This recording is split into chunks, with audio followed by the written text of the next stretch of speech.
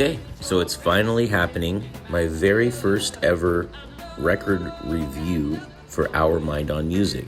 Today is the very first retro radio record review. We're gonna do a track-by-track listen to the classic album Rumours by Fleetwood Mac, with commentary, including feedback from the Our Mind on Music community through comments on social media. We have a Facebook group, Our Mind on Music Facebook group, and we had a lot of great feedback there. Also on Twitter, also known as X, and on Quora. I want to say thank you specifically to Sherry in our Facebook group for giving me the idea of doing this to begin with, and to all of the folks who gave feedback on their favorite song from this album. I'll be mentioning some of those as we listen to the album. Fleetwood Mac Rumours was recorded between February and August of 1976, and it was released on February 4th of 1977. After a number of lineup changes before 1975, the band formed what is now considered the classic lineup: Lindsey Buckingham on guitar and vocals, Mick Fleetwood on drums, Christine McVie on keyboards and vocals, John McVie on bass, and Stevie Nicks on vocals. Rumours was actually the band's 11th studio album and was released during a very difficult time for the band. John McVie was the one who suggested the album title because he felt the members were writing journals and diaries about each other through music. As the name suggests, there was a lot of press intrusion and inaccurate stories that were told about the band during the recording.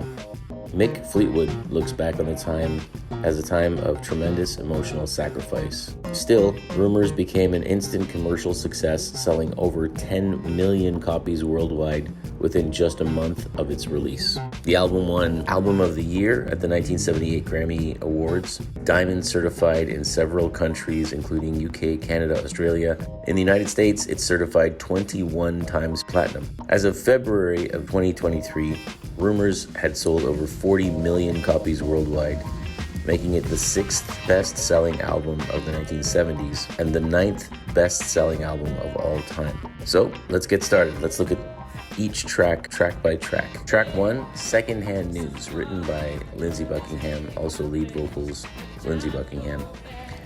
Secondhand News was originally recorded as an acoustic demo called Strummer. After hearing the Bee Gees' Jive Talkin', Lindsey Buckingham and co-producer Richard Dashut decided to build the song up with electric guitar and percussion that they thought evoked a Celtic rock feel. In the Our Mind on Music Facebook group, this song was listed as a favorite by both Loretta and Alistair.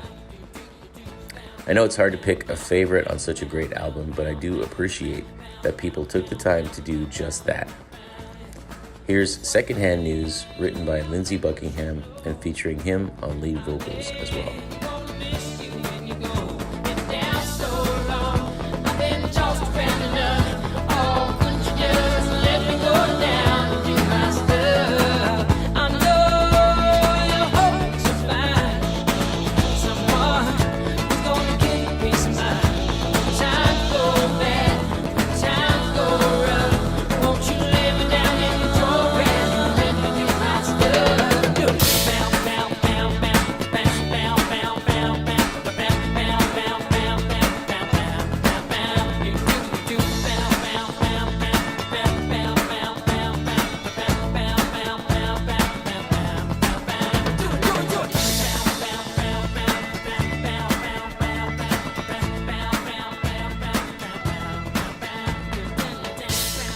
Track 2 is Dreams by Stevie Nicks, and it features Stevie Nicks on vocals. I named this song as my favorite on the album. In fact, I even posted a video on the Our Mind on Music YouTube channel with studio and audio clips of live footage. Have a look in the description section for the link to the video if you'd like to check it out.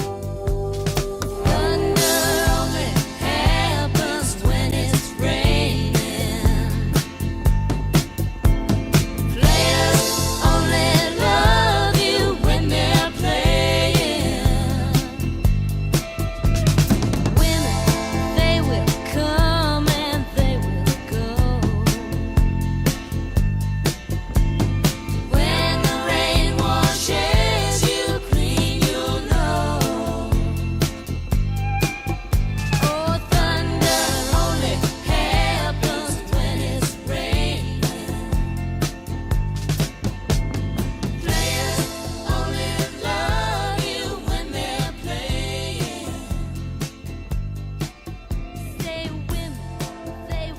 Track 3 is Never Going Back Again. Never Going Back Again was written by Lindsey Buckingham and features Lindsey Buckingham on lead vocals. In our Mind on Music Facebook group gave me the idea to do this review. Go Your Own Way, track number 5, was listed as Sherry's album favorite. Go Your Own Way is a guitar-oriented song with a 4-on-the-floor dance beat that is said to have been influenced by Street Fighting Man by the Rolling Stones. While Dreams sees Stevie Nicks taking a hopeful view of a relationship breaking up, this Lindsey Buckingham take on breakups is more pessimistic. You can go your own way.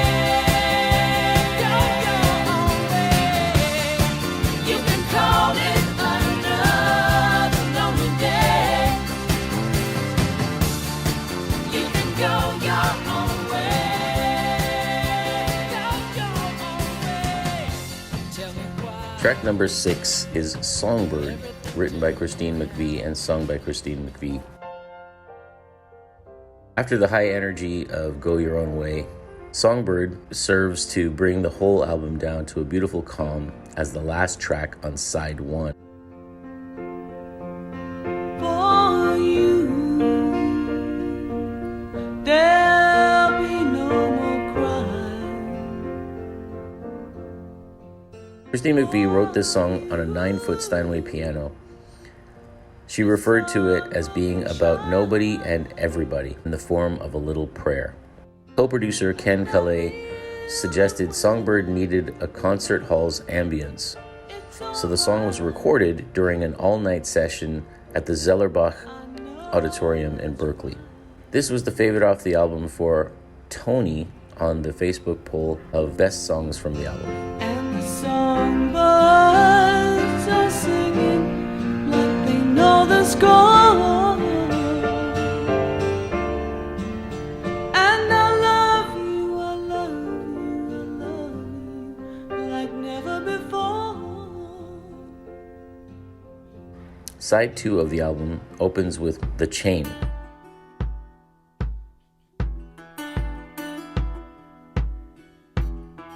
The Chain is the only track on the album that includes writing credits from all of the members of the band. In fact, The Chain was created from combinations of previously rejected recorded material and song ideas, including solo work by Lindsey Buckingham, Stevie Nicks, and Christine McVie. Listen to the wind blow, watch the sun rise. What is amazing to me, given the recording technology available at that time, the song was actually assembled by co-producers Ken Calais and Richard Dashit by splicing audio tapes with a razor blade. In our Mind on Music Facebook poll, this was Wally's favorite. This one's for you, Mr. Wallace.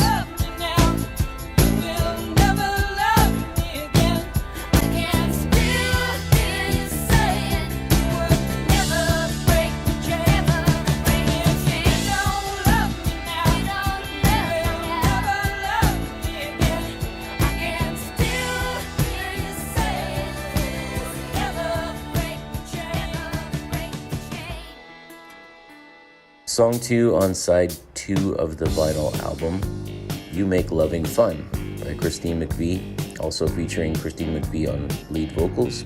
I've sometimes wondered how You Make Loving Fun could have been written amidst all of the problems that were happening. Christine and John McVie were in the midst of a divorce. I now know it's actually written about her boyfriend, Curry Grant, who was Fleetwood Mac's lighting director at the time.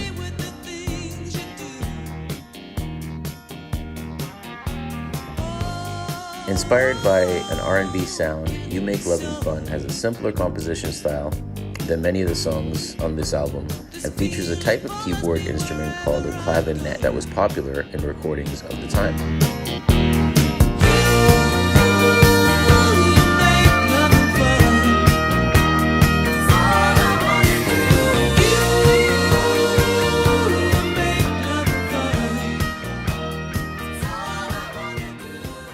Track 3 on side 2, I Don't Want to Know by Stevie Nicks.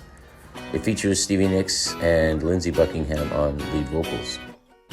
This song was written by Stevie Nicks during her time as part of the duo Buckingham-Nicks with Lindsey Buckingham before they joined Fleetwood Mac.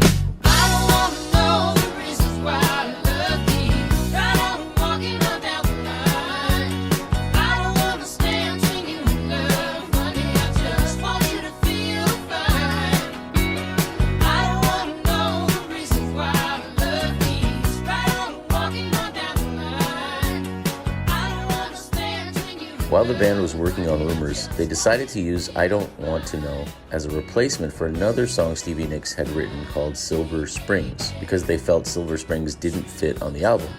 The other band members recorded the song without Stevie Nicks towards the end of the Rumours sessions, and Lindsey Buckingham was able to sing Stevie Nicks' lead and harmony vocal parts because he knew the song from their Buckingham-Nicks days. It was not until later that Mick Fleetwood told Stevie Nicks that they'd chosen to replace Silver Springs with I Don't Know. He asked her to record her vocal part over Lindsey Buckingham's version. Not surprisingly, Stevie Nicks was angry at first and didn't want to cooperate, but eventually she agreed. Silver Springs was later added back to the album in re-releases. Track 4 on side 2 is Oh Daddy, written and sung by Christine McVie, about Mick Fleetwood and his wife Jenny Boyd, who had just reunited at the time. Oh Daddy, you know you make me cry. How can you love me? I don't understand why.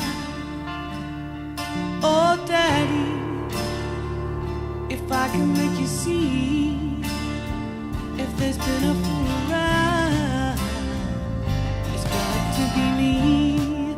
Yes, it's got to be me. The band's nickname for Mick Fleetwood was the Big Daddy, and Christine McVie later commented that the writing is slightly sarcastic and focuses on the drummer's direction of Fleetwood Mac, which she said always turned out to be right. I'm so weak, but you're so strong, so strong.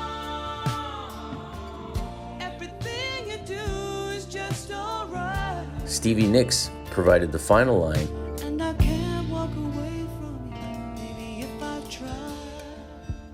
final song on this album, track 5, side 2, Gold Dust Woman, written by Stevie Nicks and features Stevie Nicks on lead vocals. Back on gold dust woman, take your silver spoon, dig your grave. The song was inspired by Los Angeles and the hardships many encounter in a large city. After struggling with the rock lifestyle, Stevie Nicks had become addicted to cocaine. The lyrics address her will to keep going and not giving up. It's a hopeful song of willpower winning over adversity. It's a haunting song and was an interesting choice for the last song of the album. What do you think? Was this a good choice for the last track?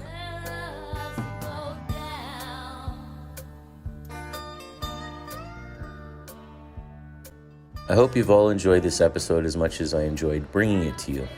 Please do share your thoughts, questions, and suggestions for future episodes in the comments section, or find us on Facebook, Twitter, or really any social media platform by typing @OurMindOnMusic with no caps, no spaces. As some of you may know, I recently recorded an Our Mind on Music episode featuring 40 amazing songs featuring members of the studio musician legendary band The Wrecking Crew. I recorded the episode with Phil Yale, who has his own podcast called Phil's Tracks, exclusively on Spotify. Phil also did an episode about Rumours that's well worth a listen. Also, Phil prepared a playlist on Spotify with all of the songs from Rumours, and even a few more songs. I've included the link to Phil's playlist for anyone who is on Spotify and would like to have a listen.